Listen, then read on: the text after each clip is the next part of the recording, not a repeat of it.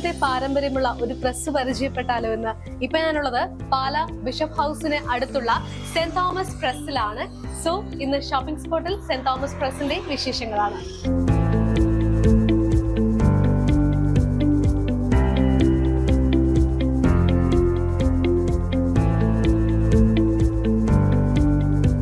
വർഷങ്ങൾക്ക് മുൻപ് 1953 ജനുവരി 20 പാലാ രൂപതയുടെ ആദ്യ മെത്രാൻ മാർ സെബാസ്റ്റ്യൻ വയലിലാണ് ഈ ഒരു പ്രസ് ആദ്യമായി ആരംഭിച്ചത്. പിന്നീട് അങ്ങോട്ട് കാലക്രമേണ നിരവധി വികസനങ്ങളാണ് പ്രസ്സിന് ഉണ്ടായിട്ടുള്ളത്. 2014 ഫോക്കളർ മെഷീനും 2020 CTP മെഷീനും 2022 ഡിജിറ്റൽ ലേസർ പ്രിന്റിംഗും ഒക്കെ ഇവിടെ വികസനത്തിന്റെ ഭാഗമായി ഉണ്ടായി.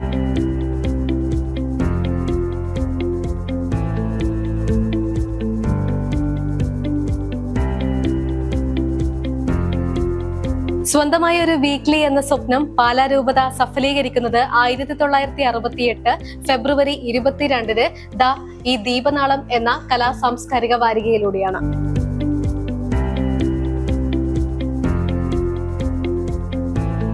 സെന്റ് തോമസ് പ്രസ്സിലെ ബുക്ക് സ്റ്റാളിലാണ് ഞാൻ ഇപ്പോൾ നിൽക്കുന്നത്. ഭക്തി നിർഭരമായ ഒരുപാട് പുസ്തകങ്ങളാണ് ഇവിടെയുള്ളത്. മാത്രവുമല്ല ബൈബിളും ഒപ്പം തന്നെ നമുക്ക് ഒരുപാട് സോഷ്യലി റിലേറ്റഡ് ആയിട്ടുള്ള ബുക്സും ഇവിടെയുണ്ട്. മാത്രമല്ല സ്റ്റേഷനറിയും അതുപോലെ തന്നെ അക്കൗണ്ടിംഗ് റിലേറ്റഡ് ആയിട്ടുള്ള ലെഡ്ജറും അങ്ങനെ മറ്റ് ഐറ്റംസും ഒക്കെ ഇവിടെ അവൈലബിൾ ആണ്.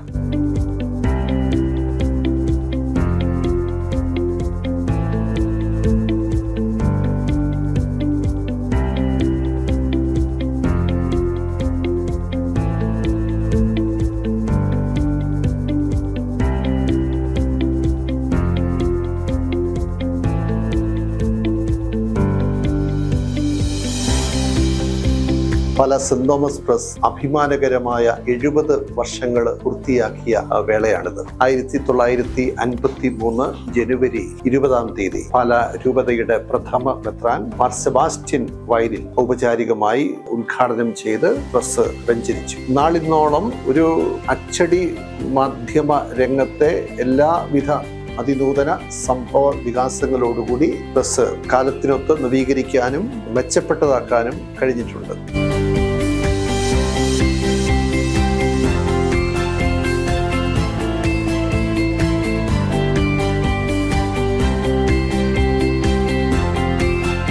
സെന്റ് തോമസ് പ്രസിന്റെ തന്നെ ആർട്ട് ഗാലറിയിലാണ് ഞാനിപ്പോൾ നിൽക്കുന്നത്.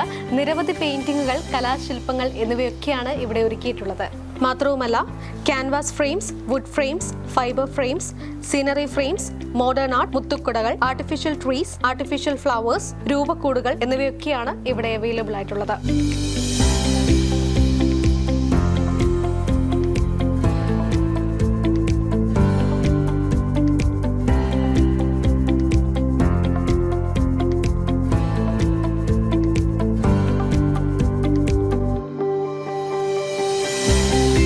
വർഷങ്ങളുടെ പാരമ്പര്യമുള്ള press, book stall, art gallery ഇവയുടെയൊക്കെ സേവനം നിങ്ങൾക്ക് ആവശ്യമാണെങ്കിൽ ലൊക്കേഷൻ മറക്കണ്ട. ഇത് പാലാ ബിഷപ്പ് ഹൗസിന് തൊട്ടടുത്തുള്ള സെന്റ് തോമസ് പ്രസ്. അപ്പോൾ ഷോപ്പിംഗ് സ്പോട്ടിൽ ഇനി മറ്റൊരു ഷോപ്പിന്റെ വിശേഷങ്ങളുമായി വീണ്ടും കാണാം.